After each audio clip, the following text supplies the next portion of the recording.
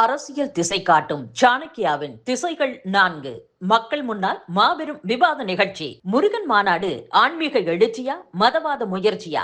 ஜூலை 19 சனிக்கிழமை மாலை 6 மணிக்கு மாஸ்டர் மகால், சம்மட்டிபுரம், தேனி சாலை, மதுரை. ராஜா, KS அழகிரி, அர்ஜுன் சம்பத், நாஞ்சில் சம்பத் பங்கேற்பு. அனைவரும் வருக. அனுமதி இலவசம். புல்வாமா மற்றும் பத்தான்கோட் தாக்குதல்களின் மூளையாக செயல்பட்ட பயங்கரவாதி மசூத் அசார் தற்போது பாகிஸ்தான் ஆக்கிரமிப்பு காஷ்மீர் பகுதியில் நடமாடி வருவதாக உளவுத்துறை தகவல்கள் தெரிவித்துள்ளது. அமெரிக்கா மற்றும் ஐநா சபையால் பயங்கரவாதியாக அறிவிக்கப்பட்ட இவர் ஜெய்ஷ்-இ-முகமது அமைப்பின் தலைவரும் ஆவார். பெஹல்காம் பகுதியில் நிகழ்ந்த தாக்குதலை அடுத்து இந்தியா தொடங்கிய ஆபரேஷன் சிந்தூர் நடவடிக்கையின் போது பல பயங்கரவாத முகாம்கள் அழிக்கப்பட்டன.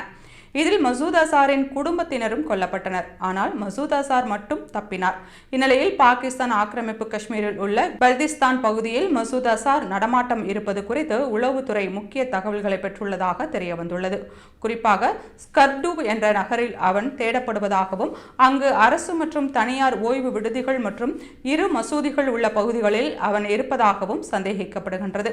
முன்னதாக பாகிஸ்தான் முன்னாள் வெளியுறவு அமைச்சர் பிலாவல் பூட்டோ மசூத் அசார் பாகிஸ்தானில் இல்லை, ஆப்கானிஸ்தானில் தான் இருப்பார், எங்கள் மண்ணில் இருந்தால் இந்தியாவிடம் ஒப்படைப்போம் என கூறியிருந்தார். இந்நிலையில் அவரது தற்போதைய இருப்பிடம் மீண்டும் பாகிஸ்தான் ஆக்கிரமிப்பு காஷ்மீர் பகுதியில் இருப்பது உறுதியாகியுள்ளது.